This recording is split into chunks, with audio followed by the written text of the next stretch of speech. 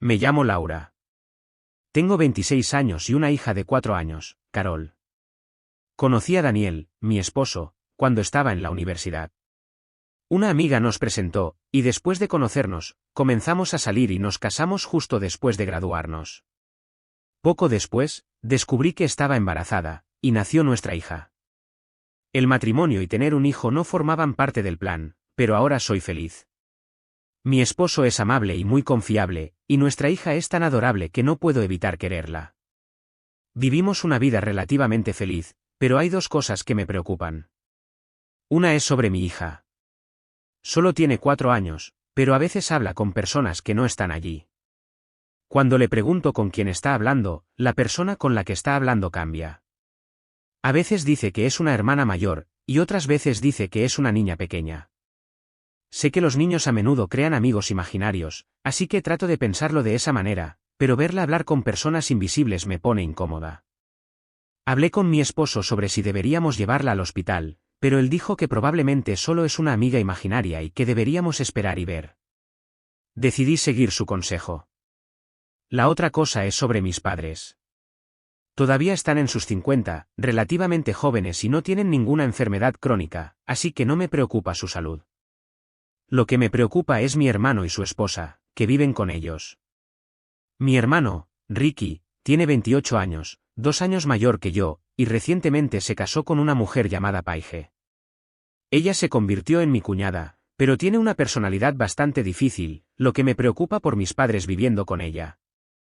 Es muy hermosa, y cuando la conocí por primera vez, pensé que parecía una modelo. Pero después de visitar a mis padres varias veces después del matrimonio, comencé a ver su verdadera naturaleza. Mis padres son personas amables y gentiles que evitan los conflictos, y quizás por eso, mi cuñada se aprovecha de ellos. Ella no trabaja y hace que mi madre haga todas las tareas del hogar. Además de eso, con frecuencia les quita dinero con el pretexto de una asignación. Supongo que se siente con derecho a la riqueza de mi padre, pero no puedo aceptarlo.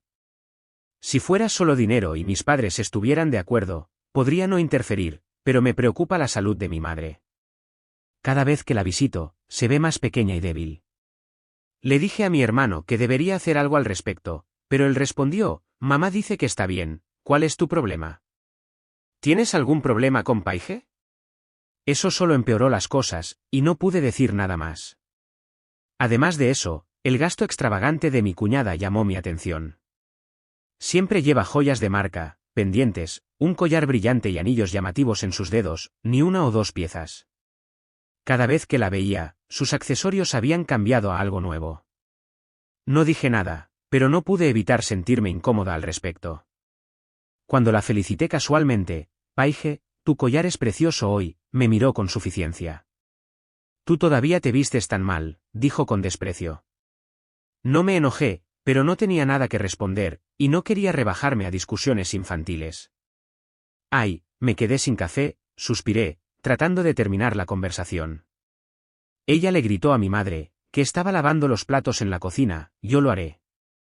Quería decirle que lo hiciera ella misma, pero si decía eso, mi hermano probablemente volvería a arremeter contra mí. Levanté su taza y me puse de pie mientras ella se sentaba allí con una expresión de reina, sin decir ni una palabra de agradecimiento. Cuando llegué a la cocina, mi madre sonrió amargamente. Debes echarlos, dijo. Si esto continúa, te vas a derrumbar. Dije con exasperación, y mi madre parecía preocupada. Está bien, dijo. Y con Ricky y Paige aquí, la casa se siente más animada. ¿Qué está diciendo? Suspiré de nuevo ante sus palabras. No hay ningún beneficio para mi madre en vivir con ellos. ¿Debería hablar con ellos? Sabía que mis padres eran demasiado gentiles para enfrentarse a mi hermano o cuñada.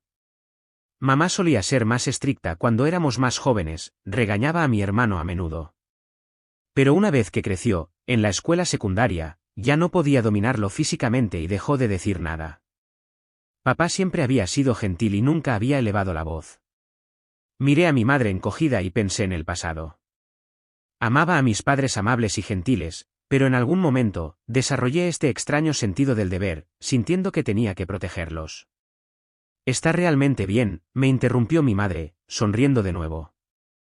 Esos niños están luchando financieramente, y si podemos ayudar aunque sea un poco, eso es suficiente para nosotros. ¿Por qué es tan desinteresada? Si rechazaba mi ayuda tanto, pensé que no debía presionar más. En lugar de quejarme con mis padres o mi hermano, desahogué todo con mi esposo. Él escuchó con una sonrisa al principio, pero con el tiempo también comenzó a preocuparse. Tal vez tu hermano y Paige deberían mudarse, dijo. Estoy preocupado por tus padres. Unos meses después, recibí una llamada de mi madre. Sonaba presa del pánico, y no podía entender lo que decía.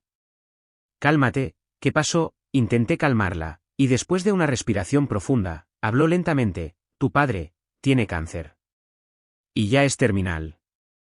Aparentemente, mi padre se había sentido mal durante un tiempo, pero se había mantenido callado para que no me preocupara. Ese día, finalmente descubrieron que tenía cáncer de páncreas, y no le quedaba mucho tiempo. Me quedé paralizada, incapaz de procesar las palabras. ¿Qué pasa? Mi esposo me miró con preocupación, pero ni siquiera pude responder. Me obligué a respirar profundamente, a calmarme y a organizar mis pensamientos antes de contarle todo. Él me frotó suavemente la espalda, susurrando que todo estaría bien, pero estaba abrumada por el miedo a perder a mi padre. Comencé a regresar a la casa de mis padres con frecuencia para ayudar a mi madre a cuidarlo. A pesar de las repetidas visitas al hospital, mi padre seguía deteriorándose, perdiendo peso hasta quedar reducido a piel y huesos. Mi madre se fue consumiendo junto a él, agotada por el cuidado. Mientras tanto, mi cuñada apenas se quedaba en casa, constantemente de compras o con amigos. Ver su estilo de vida despreocupado mientras mis padres sufrían me llenó de una rabia silenciosa. Mamá notó mi enojo. Detente, dijo.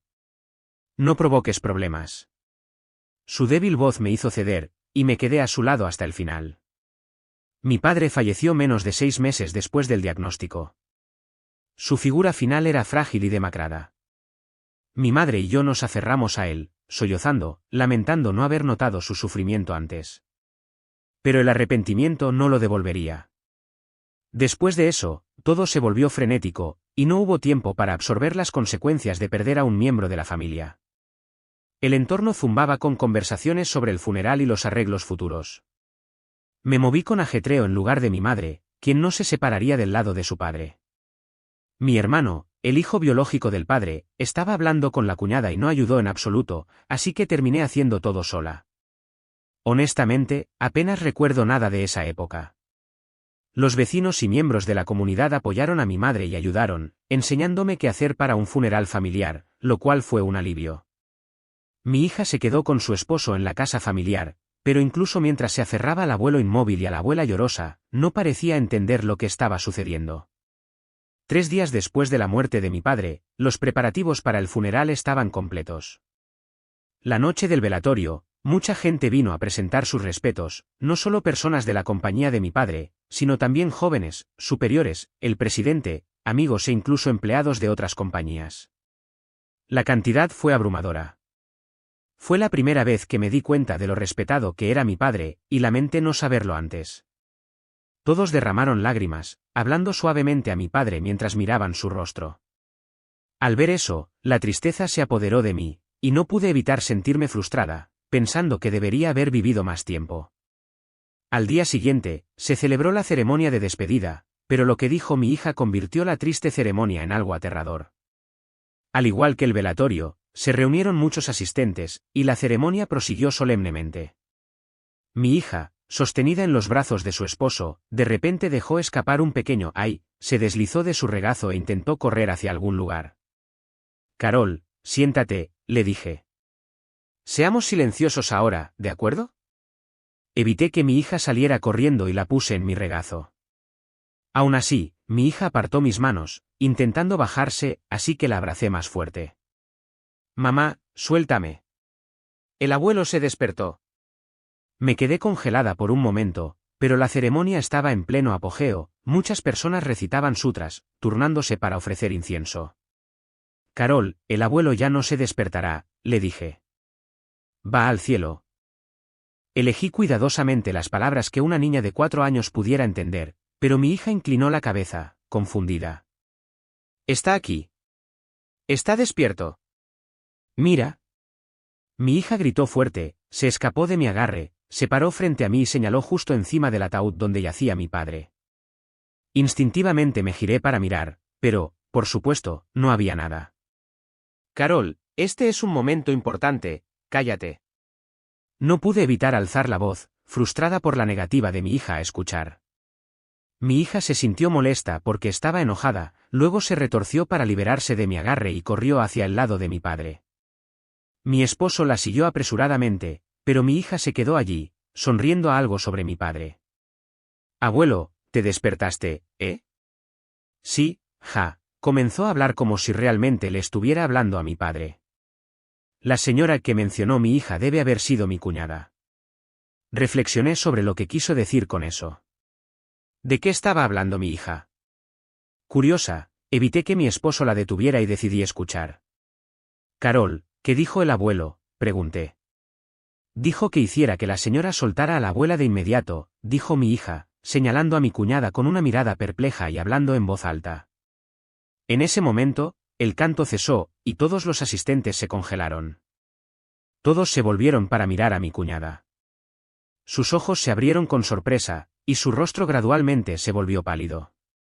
Carol, ¿puedes pedirle al abuelo más detalles?, pregunté. Sí, está bien, dijo mi hija, mirando hacia arriba de nuevo y continuando su extraña conversación, repitiendo lo que escuchó. La señora quería el dinero del abuelo y le impidió ir al hospital, y si esto continúa, la abuela también será el objetivo. Mi hija, que no debería saber esas palabras, las pronunció con claridad, haciendo que no solo yo, sino también mi esposo, mi madre y todos los asistentes se congelaran en su lugar. ¿Qué estás diciendo? Una niña así debe estar mintiendo. Mi cuñada señaló a mi hija y se rió fuerte, pero su pánico era obvio. Le di mi hija a mi esposo y caminé hacia mi cuñada, mirándola con furia. ¿Qué quieres decir con querer el dinero?, pregunté. La mano de mi cuñada, que había estado señalando, comenzó a temblar, y su sonrisa forzada se desvaneció rápidamente. Ah, mi madre de repente emitió un pequeño sonido, como si recordara algo.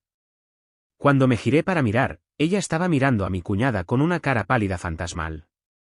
¿Podría ser, que estabas detrás de la herencia del padre?, preguntó. Ante esas palabras, mi cuñada se estremeció y volvió los ojos hacia mi hermano. Mi hermano parecía preocupado, evitando el contacto visual tanto con mi cuñada como conmigo.